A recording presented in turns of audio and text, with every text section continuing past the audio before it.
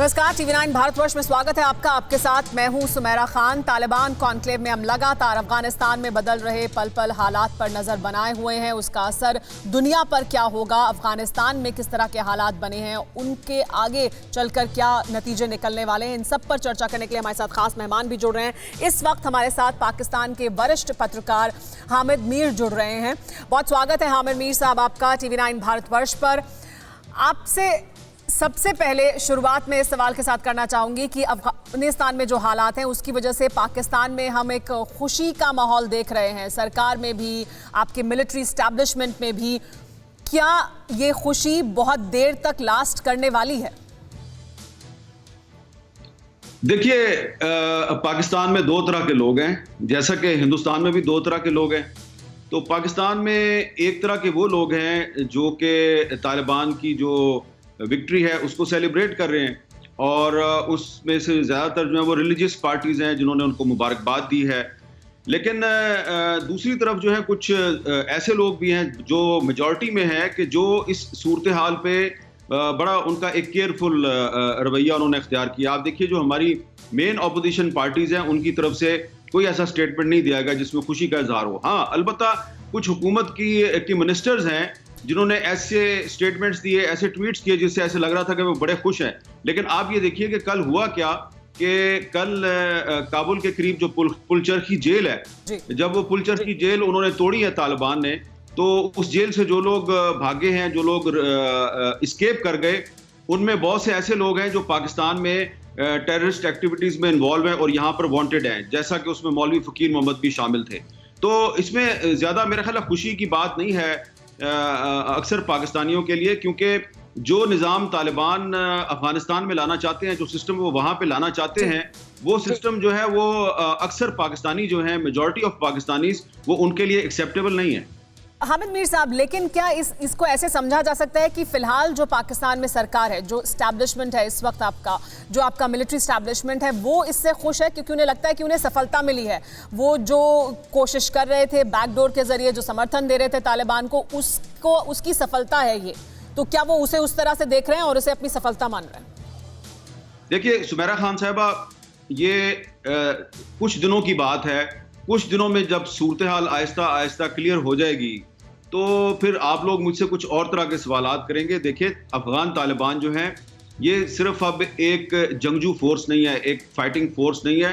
इन्होंने बहुत ज़बरदस्त तरीके से डिप्लोमेसी की है, इन्होंने पूरी दुनिया को डिसीव किया है। जिस तरीके से इन्होंने 2-3 दिन में काबुल पर कब्जा किया है, तो ये जो दोहा एग्रीमेंट पिछले साल साइन किया था अमेरिका ने और अफगान तालिबान ने, तो वो दोहा एग्रीमेंट तो ख़त्म हो गया, जिसके लिए फैसिलिटेटर का किरदार अदा किया था पाकिस्तान ने। तो अफगान तालिबान जो है उनका बैक चैनल से अगर पाकिस्तान से रब्ता है, तो आपको थोड़े दिनों में पता चलेगा कि उनका इंडिया के साथ भी रब्ता है। और अभी कल ही मेरी बात हो रही थी दोहा में कुछ अफगान तालिबान की लीडरशिप से। उन्होंने कहा कि हमने इंडियन सरकार को ये मैसेज भेजा कि आप बिल्कुल घबराने की बात कोई ज़रूरत नहीं है, अपने डिप्लोमेट्स को भी यहाँ से मत भेजें, और जो आपकी यहाँ पे इन्वेस्टमेंट है उसका हमें पता है, हमारी आपके साथ कोई लड़ाई नहीं है। लेकिन एक परसेप्शन ये है कि इंडिया में कि अगर तालिबान का कब्जा हो गया है काबुल पर, तो शायद इससे पाकिस्तान को बहुत फायदा होगा। पाकिस्तान की सरकार में कुछ लोग ऐसे हैं जिन्होंने खुशी का इजहार किया है, लेकिन ओवरऑल लोग परेशान हैं, इसलिए कि आप देखें कि जो नॉन पश्तून लीडरशिप है अफगानिस्तान की, 8-9 मेन लीडर जो हैं वो इस वक्त इस्लामाबाद में हैं, और वो पाकिस्तान की सरकार से ये कह रहे हैं कि जो आपने दोहा में एग्रीमेंट किया था पूरी इंटरनेशनल कम्युनिटी के साथ, उस पर इम्प्लीमेंटेशन करवाइए और तालिबान को फोर्स कीजिए कि तमाम सेगमेंट्स ऑफ सोसाइटी, तमाम जो स्कूल ऑफ थॉट्स हैं, उनको अपने साथ लेके चलें। तो ऐसा नहीं है कि अब अफगानिस्तान पे तालिबान का झंडा लग जाएगा और सारा कुछ तालिबान के ही कंट्रोल में होगा। तालिबान ने एक इसको कहते हैं ना, अफगानिस्तान को कहते हैं ग्रेवयार्ड ऑफ एम्पायर्स। तो ग्रेवयार्ड पर हुकूमत करने का फायदा नहीं है, इस ग्रेवयार्ड को एक पैराडाइज बनाने की जरूरत है। लेकिन हामिद मीर साहब की अभी जैसे आप बता भी रहे हैं कि नॉन पश्तून लीडरशिप इस्लामाबाद में बैठी है और वो कह रही है पाकिस्तान को, और जाहिर सी बात है पाकिस्तान पर अब इंटरनेशनल प्रेशर भी आएगा, अमेरिका की तरफ से भी ये प्रेशर आएगा कि आप तालिबान से बात करें, वहाँ पर ह्यूमन राइट्स वायलेशन ना हो, वहाँ पर महिलाओं के अधिकारों को संरक्षित किया जाए, वहाँ पर माइनॉरिटीज़ के साथ इंसाफ किया जाए। ये सब प्रेशर पाकिस्तान पर आएगा, तो पाकिस्तान के लिए तो वो एक बहुत ही मुश्किल दोधारी तलवार होने वाली है जिस पर उसको चलना होगा कि आपको ऐसा लगता है? और पाकिस्तान क्या इतना इन्फ्लुएंस अभी रखता है तालिबान पर कि वो इन पर ये प्रेशर डाल पाए कि ये सब करें? ये आपने एक बहुत अच्छा सवाल किया और बहुत से पॉइंट्स आपने इसमें कवर कर लिए हैं कि पाकिस्तान को बहुत सी चीज़ों का ख्याल रखना है और तालिबान पर अपना इन्फ्लुएंस इस्तेमाल करना है। एक चीज़ आप भूल गई और वो ये है कि अगर अफगानिस्तान में स्टेबिलिटी नहीं आती तो लाखों की तादाद में अफगान जो हैं वो रिफ्यूजी बन के पाकिस्तान की तरफ आएंगे। तो इस वक्त सूरत हाल ये है कि ईरान ने तो अपना बॉर्डर मुकम्मल तौर पे सील किया हुआ है। पाकिस्तान कोशिश कर रहा है लेकिन पाकिस्तान के लिए बहुत मुश्किल है, हमारा बॉर्डर बहुत पोरस है। तो बहुत बड़ी तादाद में जो अफगान रिफ्यूजीज हैं वो पाकिस्तान की तरफ भी आएंगे। लेकिन एक और बात है, वो ये है कि आप लोगों को ये समझने की जरूरत है कि जो अशरफ गनी साहब हैं ये जो भाग गए और अब इसका ना तो कोई जिम्मेदारी ले रहा है अमेरिका, ना ही पाकिस्तान, ना ही कोई और। तो अशरफ गनी साहब के बारे में भी एक इंप्रेशन ये है इंडिया में कि ये इंडिया के बड़े अच्छे दोस्त थे, लेकिन इंडियंस को ये पता होना चाहिए कि अशरफ गनी को 2014 में इम्पोज अफगानिस्तान पे अमेरिका और पाकिस्तान ने मिलकर किया था। और ये वो अशरफ गनी है जिसको 2014 में पाकिस्तान की आर्मी के हेडक्वार्टर में रावलपिंडी, जिसको हम GHQ कहते हैं, वहां पे गार्ड ऑफ ऑनर दिया गया था। 2019 में ये दोबारा सदर बने, इमरान खान साहब ने इनको गार्ड ऑफ ऑनर दिया।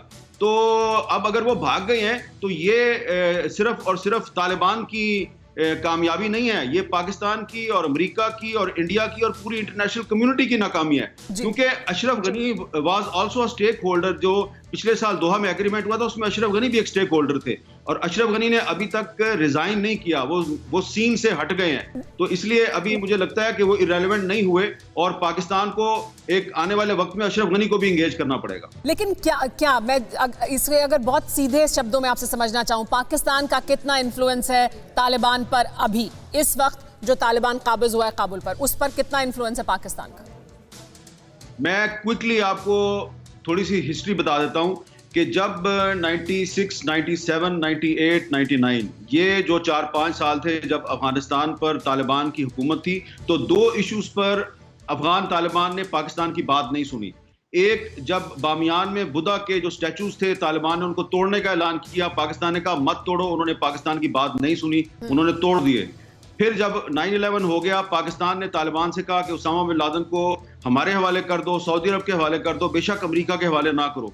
तालिबान ने पाकिस्तान की बात नहीं सुनी। और इस मर्तबा ये जो पिछले 4-5 साल गुजरे हैं, इसमें ये बात आप याद रखें कि जो तालिबान की जो नेगोशिएटिंग टीम थी, उसके जो हेड थे मुल्ला अब्दुल गनी ब्रदर, उन्होंने 9 साल पाकिस्तान की जेल में गुजारे हैं। 9 साल पाकिस्तान। तो मुल्ला अब्दुल गनी ब्रदर जो हैं वो प्राइवेटली ये कहते हैं कि हम पाकिस्तान के साथ दोस्ती रखना चाहते हैं, लेकिन हम पाकिस्तान से डिक्टेशन नहीं लेंगे। तो मेरे आपके सवाल का सीधा सीधा जवाब ये है कि हर गुजरते दिन के साथ जैसे जैसे अफगानिस्तान में तालिबान के कदम मजबूत होते जाएंगे, उनके कदम जमते जाएंगे, तो वैसे वैसे अफगानिस्तान के तालिबान पर पाकिस्तान का इन्फ्लुएंस कम से कम होता जाएगा, जिस पर यहाँ पर काफ़ी परेशानी है। तो अब क्या इसे हामिद मीर साहब इस तरह से समझा जा सकता है कि आपने खुद भी इसके बारे में लिखा है, इसके बारे में हुसैन हक्कानी लिख रहे हैं अपने आर्टिकल में, कि जो मदद अब तक पाकिस्तान देता रहा तालिबान को और उनको मजबूत करता रहा, वो दरअसल पाकिस्तान के लिए ही सबसे बड़ी मुसीबत बनने वाला है आने वाले समय में? देखें, सिर्फ पाकिस्तान ने तालिबान की मदद नहीं की है। तालिबान की मदद तो इब्तिदा में शुरू में अमेरिका ने की थी और तालिबान के डेलीगेशंस अमेरिका के दौरों पर भी जाते थे। ये सारी एक ऑयल वॉर का सारा शाखसाना था। तो अमेरिका ने भी मदद की, पाकिस्तान ने भी मदद की, सऊदी अरब ने भी मदद की, UAE ने भी मदद की। लेकिन फिर गुजरते वक्त के साथ पहले अमेरिका उनके खिलाफ हुआ, फिर सऊदी अरब और UAE खिलाफ हो गया। अब पाकिस्तान जो है वो कंफ्यूजिंग एक उसकी पॉलिसी है तालिबान के बारे में। एक तरफ पाकिस्तान जो है वो फैसिलिटेट करता है, तालिबान को टेबल पे ला के मुज़ाकरात की कोशिश करता है। दूसरी तरफ उसको कहा जाता है कि तुम इनको प्रेशराइज करो कि ये ह्यूमन राइट्स वायलेशंस ना करें, ये वहाँ पर एक डेमोक्रेटिक सिस्टम लेके आए। तो उसकी वजह से अब तालिबान जो है, आप देखें जो पाकिस्तान में तालिबान के एम्बेसडर थे मुल्ला अब्दुल सलाम ज़ईफ, जिनको पाकिस्तान ने गिरफ्तार करके अमेरिका के हवाले, उन्होंने अपनी किताब में जो लिख दिया है पाकिस्तान की गवर्नमेंट के बारे में, उसके बाद किसी को कोई कंफ्यूजन नहीं रहना चाहिए। पाकिस्तान ने यकीनन तालिबान को इस्तेमाल किया, क्योंकि पाकिस्तान का ख्याल था कि जब तक तालिबान की हुकूमत थी अफगानिस्तान में तो वहाँ पर इंडिया का इतना इन्फ्लुएंस नहीं था, और जब तालिबान की हुकूमत ख़त्म हो गई वहाँ पे इंडिया का इन्फ्लुएंस बढ़ गया। पाकिस्तान की सरकार जो है वो इल्ज़ाम लगाती है कि वहाँ पे इंडिया ने पाकिस्तान के खिलाफ 66 के करीब टेररिस्ट ट्रेनिंग कैंप भी कायम किए थे। लेकिन अब जब तालिबान वापस आ गए हैं अफगानिस्तान में, तो अब तालिबान भी उन लोगों को सपोर्ट कर रहे हैं, जेलों से निकाल के रहा कर रहे हैं जो पाकिस्तान में वांटेड हैं। तो पाकिस्तान के लिए बड़ी मुश्किलात हैं। एक तरफ इंटरनेशनल कम्युनिटी का प्रेशर होगा, पाकिस्तान को अपने कंट्रोल में भी रखना है। जी, और ये सब है, उसके बावजूद इमरान खान क्या कह रहे हैं ये वो सुनते हैं, फिर उसके बारे में बात करेंगे। क्योंकि आपको सुनवाते हैं किस तरह से इमरान खान ने अफगानिस्तान में तालिबानी राज की तुलना गुलामी की जंजीरों को तोड़ने से की है। सुनिए क्या कहा उन्होंने। जो अभी अफगानिस्तान में गुलामी की जंजीरें तो तोड़ दी उन्होंने, लेकिन जो ज़हनी गुलामी की जंजीरें वो नहीं टूटती। वो जो कपड़े पहनते हैं आपको वो पहनने पड़ते हैं, उनके सारे फैशन आपको अपनाने पड़ते हैं, क्योंकि आप समझते हैं वो बेहतर है आपसे। और कभी भी एक गुलाम बड़े काम नहीं कर सकता। हामिद मीर साहब ये कह रहे हैं आपके प्रधानमंत्री की गुलामी की जंजीरें तोड़ दी हैं। मेरा खान साहबा, अगर आप इंडियन चैनल पर ना होती तो मैं बड़ा करारा जवाब देता, लेकिन मसला ये है कि जब कोई पाकिस्तानी किसी इंडियन चैनल पर कोई ऐसी बात करे जो पाकिस्तान के किसी प्रधानमंत्री के या किसी और पावरफुल आदमी के खिलाफ हो, तो फौरन कह दिया जाता है कि देखिए ये इंडियन चैनल पर बैठ के बात कर रहे थे। लेकिन आपने जो स्टेटमेंट सुनवाई है, मैंने इस स्टेटमेंट का रेफरेंस आज अपना मेरा जो कॉलम वॉशिंगटन पोस्ट में शाया हुआ है, मैंने उसमें इसका जिक्र किया है। लेकिन मैंने इमरान खान साहब को याद दिलाया है कि कुछ ही हफ्ते पहले जून 2021 में इमरान खान साहब ने वॉशिंगटन पोस्ट में एक कॉलम लिखा था, और उस कॉलम में उन्होंने वाज़ेह तौर पे लिखा था कि अफगान तालिबान को अपनी मिलिट्री फोर्स के जरिए काबुल पर कब्जा नहीं करना चाहिए, और जो अमेरिका का इंटरेस्ट है वही पाकिस्तान का इंटरेस्ट है।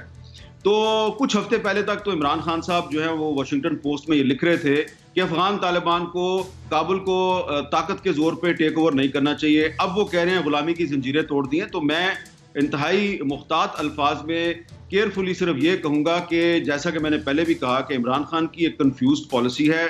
कुछ हफ्ते पहले वो कह रहे थे कि तालिबान अपनी मिलिट्री ताकत के जरिए काबुल पे कब्जा ना करें, अब वो कह रहे हैं गुलामी की जंजीरें हैं। अगर आप इससे भी पीछे जाएं तो वो अपनी जो ऑटोबायोग्राफी उन्होंने अंग्रेजी में लिखी थी, जो इंग्लैंड से शाया हुई थी 2011-12 में, उसमें उन्होंने कहा था कि अमेरिका तालिबान से निकल जाए, अमेरिका अफगानिस्तान से निकल जाए। और वो लिख रहे थे कि अमेरिका जो है वो एक इंपीरियलिस्ट पाकिस्तान पे कब्जा किया हुआ है, इसको निकालो यहां से। उस वक्त उन्होंने ये लिखा।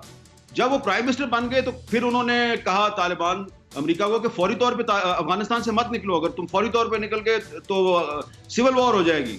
अब जब तालिबान ने कब्जा कर लिया तो अब फिर से वो कह रहे हैं गुलामी की जंजीरें हैं। तो जिस तरह के बहुत से इस रीजन के कंट्रीज जो है उनकी पॉलिसी जो है वो कंफ्यूज्ड है अफगानिस्तान पे। तो इसी तरह मैं इमरान खान साहब की जो लेटेस्ट सिचुएशन है जिसमें वो कह रहे हैं कि जी गुलामी की जंजीरें तोड़ दी हैं, तो मैं बस यही कहूंगा कि ये स्टेटमेंट अगर दुरुस्त है तो फिर उन्होंने जो कुछ हफ्ते पहले वॉशिंगटन पोस्ट में लिखा था फिर वो बिल्कुल गलत था। एक और संक्षिप्त आपसे प्रतिक्रिया, फिर हमारे साथ बाकी मेहमान भी जुड़ रहे हैं, आपसे भी लगातार बात करते रहेंगे। ये कि अब अमेरिका की तरफ से अमेरिका और पाकिस्तान के संबंधों पर जो अफगानिस्तान में हुआ है उसका क्या असर पड़ने वाला है, और इमरान खान के लिए कितनी मुश्किल ये खड़ी करने वाली है स्थिति?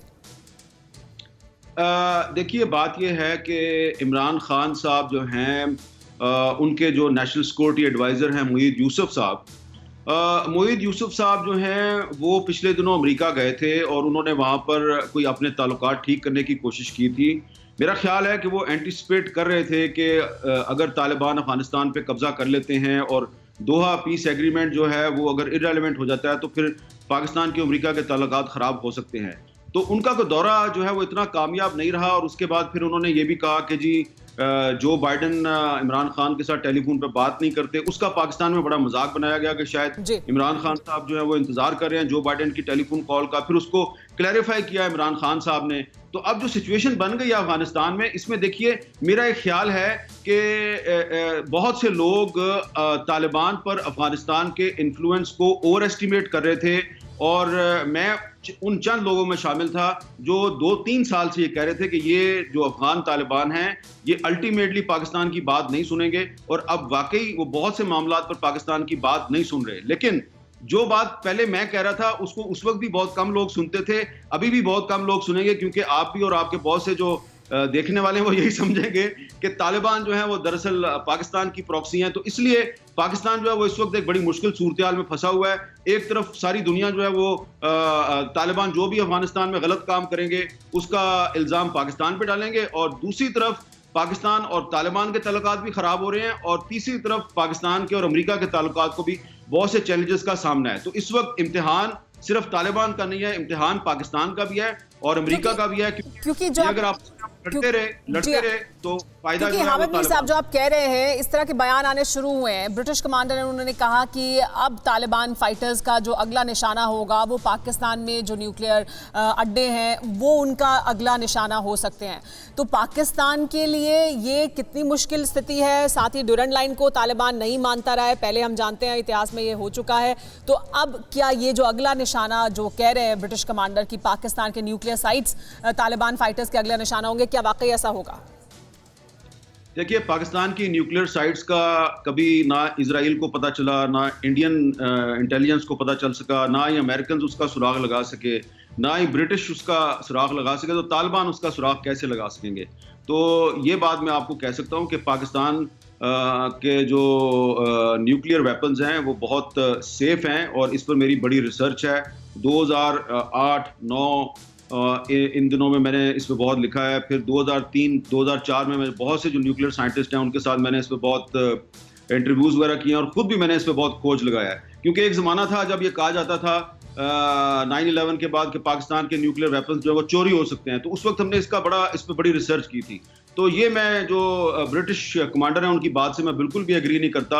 मैं ये समझता हूँ कि पाकिस्तान के न्यूक्लियर वेपन्स बहुत महफूज हैं, और तालिबान उन तक कभी भी नहीं पहुंच सकते। लेकिन तालिबान का क्या और ज्यादा दखल हो सकता है पाकिस्तान में? क्या वो वहां पर परेशानी खड़ी कर सकते हैं मिलिट्री लेवल पर? क्या कुछ और तालिबान कर सकता है? क्या वो अपना दायरा यहां अफगानिस्तान से आगे बढ़ाने की कोशिश करेंगे?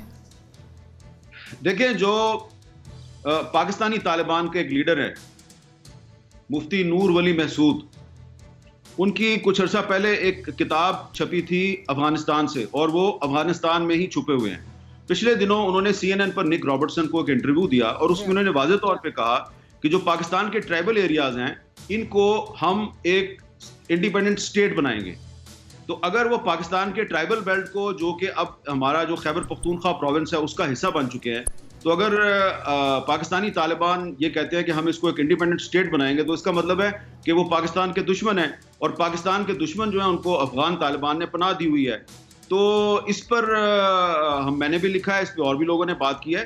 तो जो मुफ्ती नूर वली महसूद के ही साथी हैं मौलवी फ़कीर मोहम्मद, जो कल काबुल की पुलचरखी जेल से फरार हुए हैं, और उनके साथ और भी लोग हैं। तो ये जैसे जैसे मैंने पहले भी आपको कहा कि जैसे जैसे अफगानिस्तान में अफगान तालिबान के कदम मजबूत होंगे तो पाकिस्तान के लिए बहुत से चैलेंजेस बढ़ेंगे, और अभी भी जो हमारा ट्राइबल बेल्ट है वहाँ पर उनका इन्फ्लुएंस काफ़ी बढ़ गया, वहाँ पे टारगेट किलिंग भी हो रही है। अड़ी सोमवार से शुक्रवार शाम 6 बजे सिर्फ TV9 भारतवर्ष पर।